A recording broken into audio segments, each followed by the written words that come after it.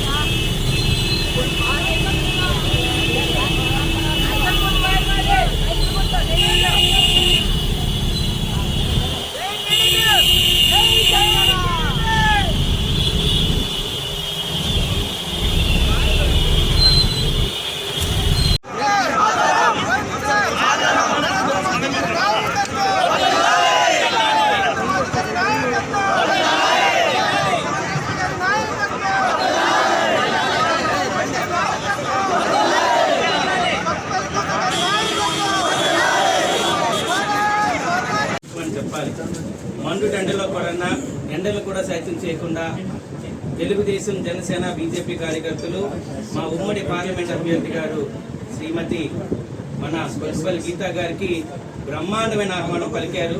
నియోజకవర్గంలో ఆల్మోస్ట్ 2 మండలాల్ని మున్సిపాలిటీని కవర్ చేశారు. వస్తున్నప్పుడే ఆమె దూసుకుపోయి వచ్చారు, ప్రజలు ఆరాధించారు, ప్రజలు బొట్టు పెట్టి వీరతలకు దిద్దారు. ఇది మీ అందరికీ సంకేతం ఏంటంటే ఈసారి అరకుని ఉమ్మడి అభ్యర్థి ఖచ్చితంగా గెలుచుకుంటారు అని ఈ రోజు మీ అందరికీ ఒక నిదర్శనం తెలిసింది. మాతో వచ్చిన ప్రతి ఒక్కరికి కూడా ప్రత్యేక కృతజ్ఞతలు తెలియజేస్తున్నాము. ఆల్రెడీ మా అభ్యర్థి ఎంపీ అభ్యర్థి చెప్పినట్లు మేము ఒక త్రికూటమిగా ఒక దుష్ట శక్తిపై పోరాడుతున్నాం, ప్రజలను కూడా పోరాడమని చెబుతున్నాం. ఎప్పుడూ లేని విధంగా రాష్ట్రంలో ఒక దుష్ట పాలన.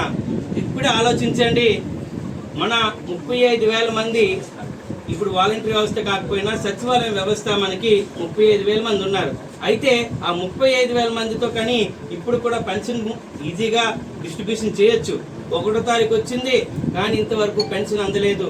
ఇందులో తిరిగి ఏమని చెప్తారంటే తెలుగుదేశం ఈసీకి చెప్పింది, ఈసీ గారు మాకు ఎగ్నిస్ట్ గా అన్నారు. ఏమీ కాదు, ఖజానా ఖాళీ అయిపోయింది.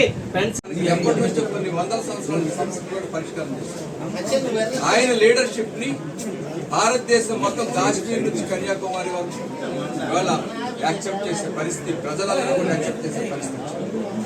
మన రాష్ట్రం తీసుకుంటే ఇప్పుడే మన ఉమ్మడి పార్లమెంట్ అభ్యర్థి శ్రీమతి గీత గారు, కొత్తపల్లి గీత గారు స్పష్టంగా చెప్పారు, ఈ రాష్ట్రం ఒక సైకోపాత్ చేతిలో వచ్చింది.